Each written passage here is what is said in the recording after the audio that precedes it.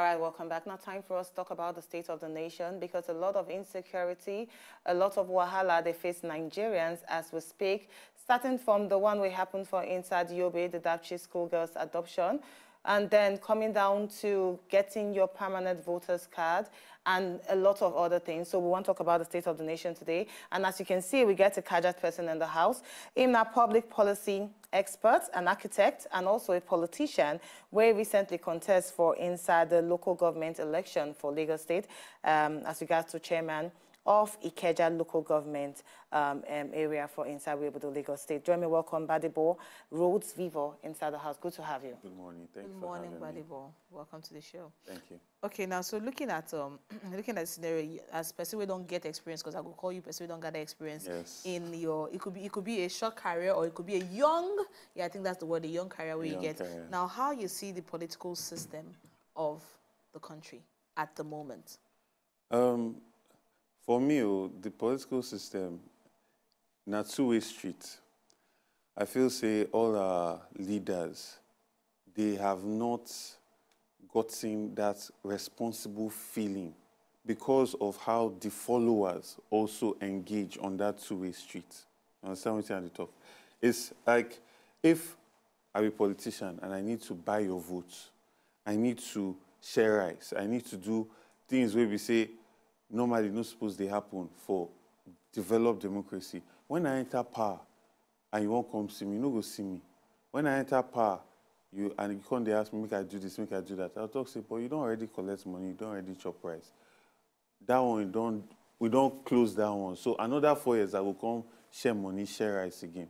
So my experience showed me that we need to change the way we engage in our politics. A lot more people need to get involved. A lot more people need to get their voter's card. And a lot more people need to start asking questions and participating actively in politics. Now, when you talk about, sorry, I just want to do a follow-up question. Now, when you talk about buying votes, yes, how we fit eliminate that particular one? Because Nigerians are poor. Exactly. They never chop food. So if you come and you give them a bag of rice and oil and you say, vote for me, some of them go vote for you because they are hungry. So how we go fit eliminate buying of votes? I don't think we can eliminate it. That's the honest truth. I think we can increase the amount of people that will not collect money on election day. So we have to change the voter demography. For instance, if you come out and you have your idea of who you want to vote for and I give 500 naira, you are not going to collect it. Because you have already woken up this morning, you have gone to work, you are working. So many people are unemployed. So many people are hungry. They don't know where they are going to eat food their next meal. But there are so many people who get job for this Lagos. You see Third Mainland Bridge every day is full. All those people on election day, they know they come and come vote. They don't get PVC. This is the thing. We need to balance it. Because when you're hungry, you know if you think the way you're supposed to think for long-term solution. You just think now, now, now. So now the people who get job, we no collect money on that day. We know they vote. We no get PVC. Now then we supposed to target. Get PVC, come out, vote, participate. Then we can start to get a balanced.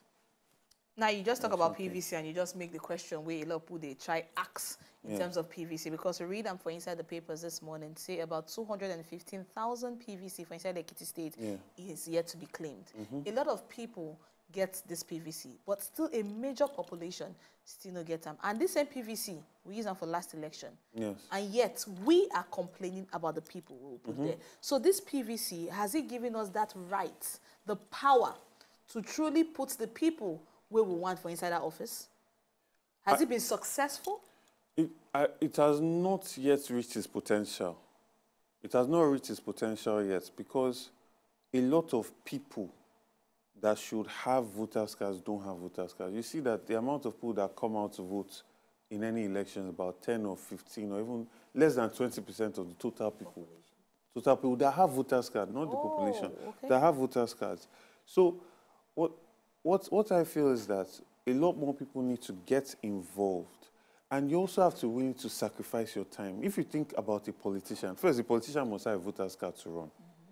The politician will give up his privacy to be talking to everybody. Politician gives up his time. Any serious politician that wants to win, not the one that wants to just make name, that wants to win, their business will suffer because they don't have time to invest in that business during that election cycle. So if you, a voter, all we're asking is for you to make time to get a voter's card. It's not too much. But now when you talk about making time to get the voter's card, a lot of people still they come outside, they ask question because back then when the voter's card will come out, one of the rules I say they advise people make them go register for local government where they close to their residential area because on that day restricted movement go day. So you could just waka go the closest local government. But that's like 4 or 5 years or 4 years ago. Let's say 4 years ago. Now if you fast forward, now a lot of things have happened to different people. People don't move, don't come up from maybe the state where they did before, or maybe they still did that state, but they don't come up from that residential area, go another area. How a lot of them they complain, say, okay, so now I don't come out. My local government is still at A location, but I'm in C location. How they wonder how they fit to get or change? Do they have to change it now? Because all this one too a problem for them when it comes to the day of voting. There's currently continuous voter registration going on now, from now till next year, and you can go to your local government and change the location for where you can vote. It's a process. You go there, they will advise you. INEC officials are in every local government in Lagos, at least I'm sure about that. And you go there, they will advise you, okay, now so you go do a more, you fill this form more, and then you now start the process. And it should not take more than 2-3 months, and you get your voter's card. You know what, talking about still the PVC, a lot of people still complain about time. Now, looking at the statistics, if you compare just in 2015 of registered voters and then compare to now, you go find out that there's been a drop as regards to people registering to get their voter's card. Some people complain of the stress in getting a voter's card. Some the talk say they are making it really difficult for Nigerians because at the end of the day, you might just let go and say, oh, it's too hard, it's too cumbersome, so let me just give it. Do you think we need to make it a little bit loose? I agree. There's so much in our country that needs to be better. But it's a chicken and egg situation. You either sacrifice and do this work to get this voter's card so you can actually impact the leaders that we have. Because the time you spend on 4 queues when our government is mismanaged for 5-6 hours, constantly, over periods of months, you know, in years coming, if you actually spend half of that at your local government, you will get your voter's card.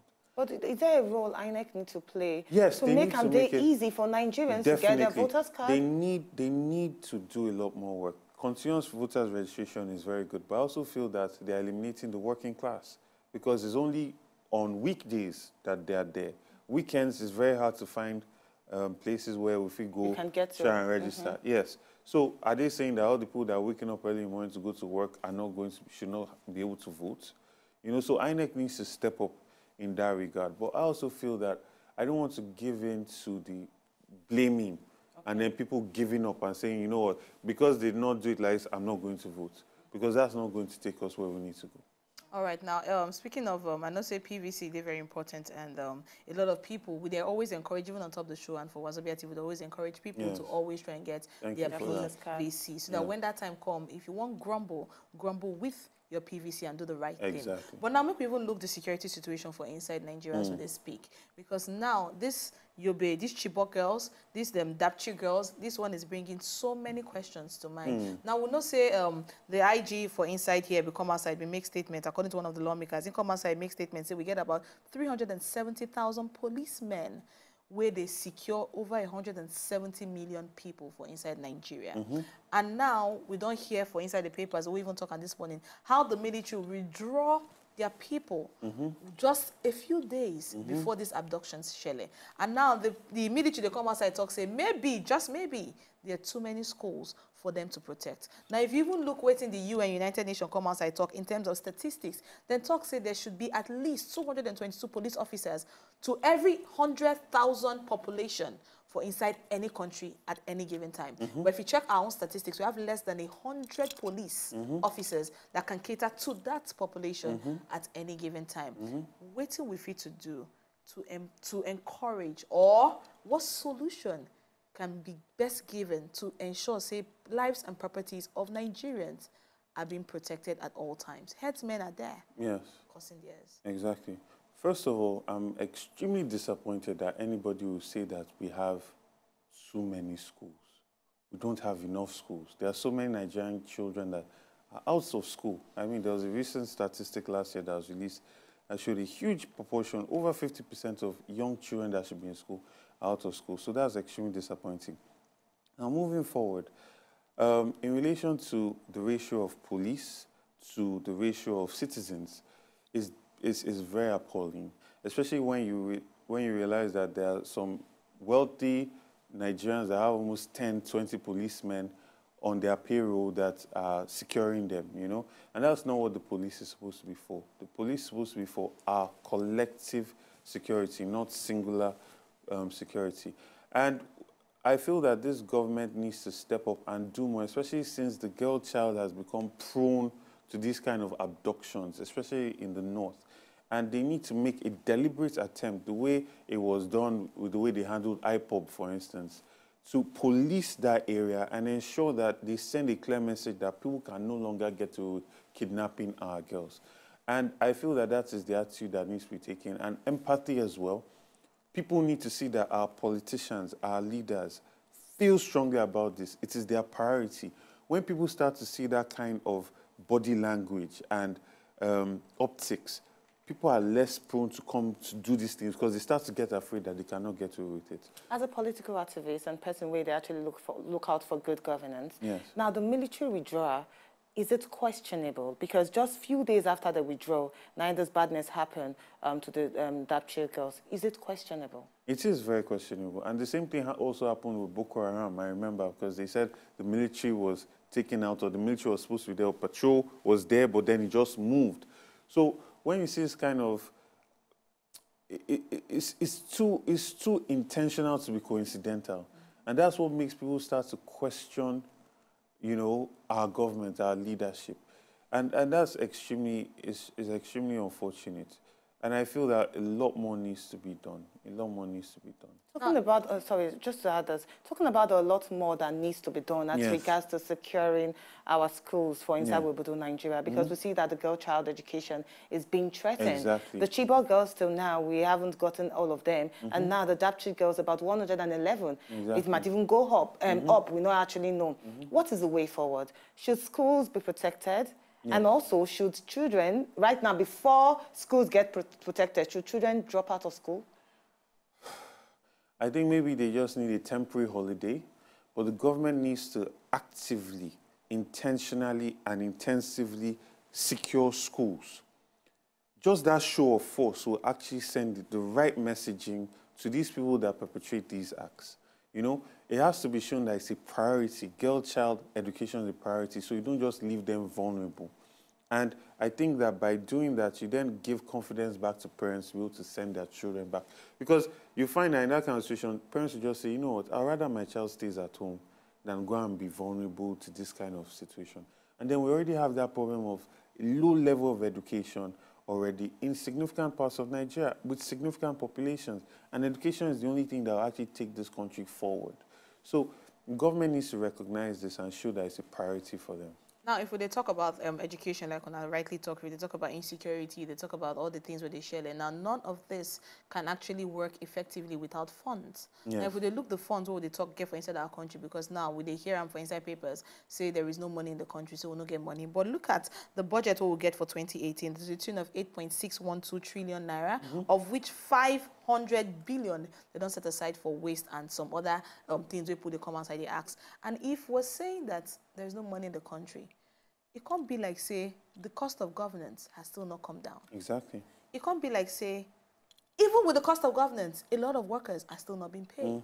So what do you feel, say, we fit to do, or the government, or the governors, or the people in power, or the stakeholders fit to do to ensure, or to give the assurance so we the citizens, say, truly, we're there to serve you. We read off inside the papers how up to 24 months salaries of workers, pensioners, gratuity, debt arrear benefits have not been given to these people. And those governors are collecting their money and their allowances every month at the right time. What can be done to our high cost of governance? Like, I truly believe that the root of this is a lack of empathy.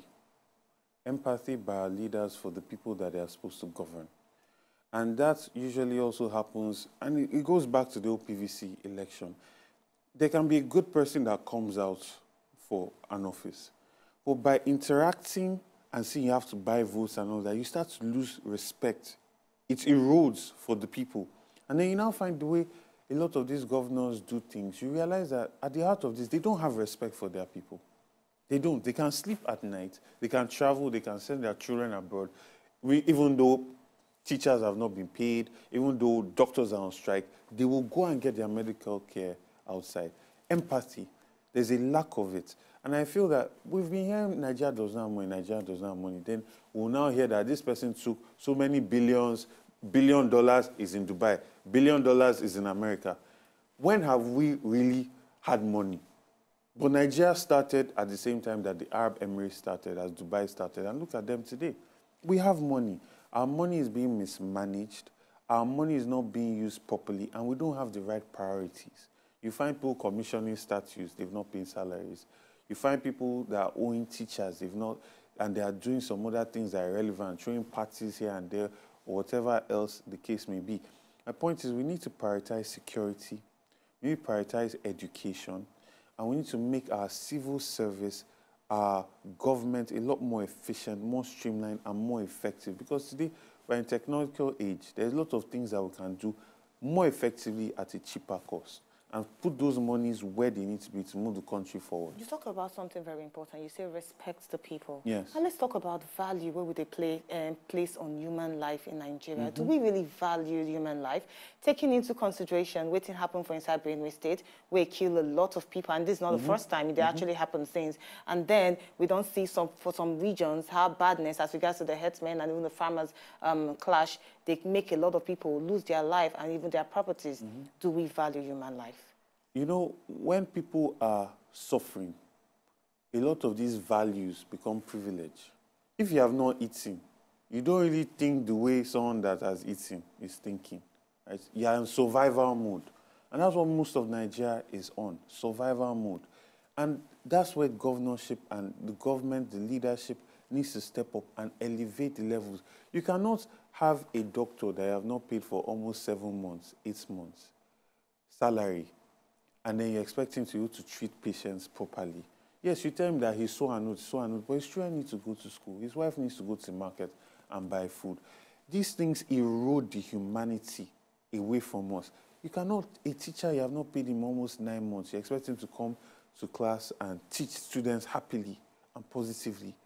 Like, these are not angels. We are all human beings. So the government needs to do more, needs to prioritize healthcare, education, you know, and streamline itself so monies are sent to where they need to be with an aim of making Nigeria great in a certain amount of years. But prioritizing, sorry, I'm so sorry, but prioritizing these sectors, the education, the healthcare and everything, we still have a major problem where they actually hinder us from achieving greatness in this sector, which is corruption. Yes. Now, recently we were listed as still one of the corrupt nations. We came number 140-something. It shows, say, this fight, and we know, say, this present administration, one of their agenda now to fight corruption. Now, if your agenda is to fight corruption and we are still listed as number 100-something, are we really fighting corruption well? Holistically. The main problem for me, which is very funny, is that we're actually doing better on that corruption index before, under the previous government. Yes, which is strange. Which is very strange. Yes. Because the actions we're seeing in this these governments came in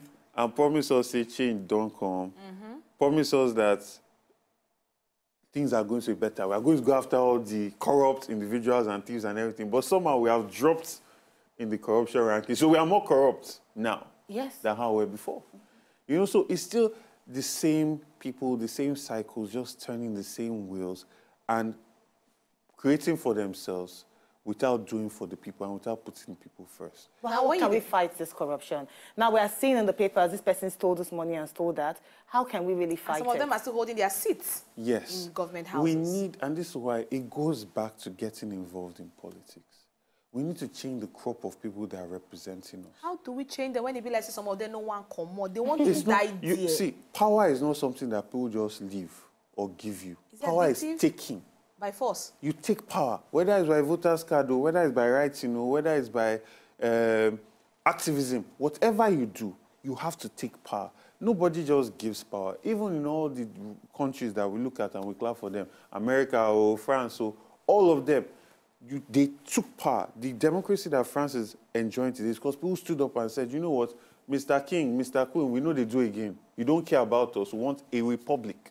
You know, same thing in America. Americans left England because they said, we are not doing again, you're not democratic, we want to do our own But thing. it doesn't mean that America is not a corrupt country. It is. It wasn't in the list too. Exactly. They're not making number 1 to 10. Exactly. This is not so much, what I'm saying now is not so much about the level of corruption or perceived corruption. It's about how we can now start moving forward because we've been going in circles.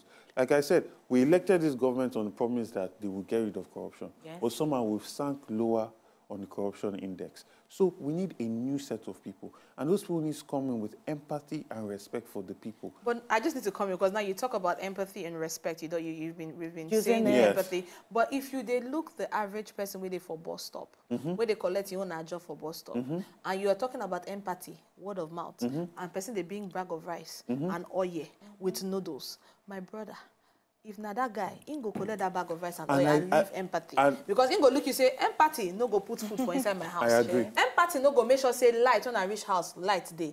I need what I can collect now, what I can see for now. We go help me at least make a day alive to witness empathy that we're talking about for tomorrow.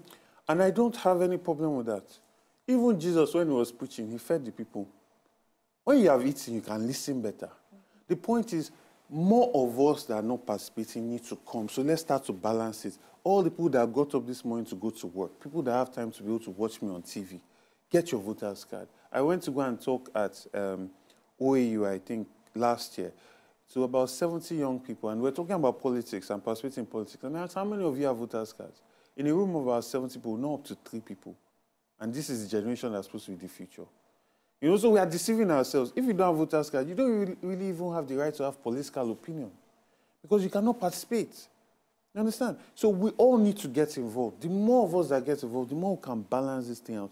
And then we can do things. We don't have to necessarily just buy votes. There are other ways you can get to people. You can engage them in skill acquisition. You can engage them in tournaments where they win prizes. Yeah, but these are things where some of them go start at the beginning. They might even do it before they enter that office so that you go notice them, so that they will be recognized. Yeah. But how will they enter that office now? It's now a different story for the gods who they hear together. I agree. Check, for example, look at when they do the local government election. Even for my area, for Bagada. After the election, I saw the local government chairman. He was everywhere with camera to show, say, he's doing this project, doing that one. I see him. I don't know, I don't see him, but I see him. But as I speak to you now, I know they see even in shadow. Exactly. So what, we always have that initial, oh, man, do I make them notice me, initial gra-gra. But once you don't collect the share, gallant on top, hey, but this is the interesting thing. We in Nigeria think that democracy is just election time. It is not just election time. It's a continuous, like when I first started, it's a two-way street. It's continuous conversation. As you have just said now, there's somebody that's watching this show that'll tell this chairman that are talking about what you just said. I should. Now, imagine your councillor that lives in your ward. People gather and go to his house and tell him, come, you're supposed to be representing us. What's your chairman doing? That one now puts pressure on the chairman. These people need to be put on their toes. And that's what I'm saying. Governorship, elections, if you look at how other democracies work, there's a constant check and balance. This government wants to pass a law. I think there was one country where, I think Turkey or one of those countries where they wanted to pass a law, and then almost 500,000 people came and stood outside the Senate, so they could not leave the Senate. The senators could not come out of the building without reversing that law. You see, so there's a continuous thing. It's not every 4 years that politics happens and democracy happens. We have to participate at our ward level. You know, what's your councillor doing? Why is your area dirty? There are people you can talk to. That's how it's set up. You understand? So we need to put pressure. So it's a constant thing. It's not when you leave them like that, that's when they can gallant. Sometimes if you make their chair hot, I know, but we have to do it. But how do we able to know those people? Okay, now we understand, say, election, they come. A lot of them now don't they prepare themselves. We're hearing church, say this person won't come out, this person won't come out. Beyond the manifesto, beyond the sweet mouth, beyond the distributing of noodles and distributing of seasoning up and down, how we go take no? Say this person should be the right candidate we're supposed to occupy that chair. Okay. For me, the way I look at it is, one, debates. Debates are very important. And you know why?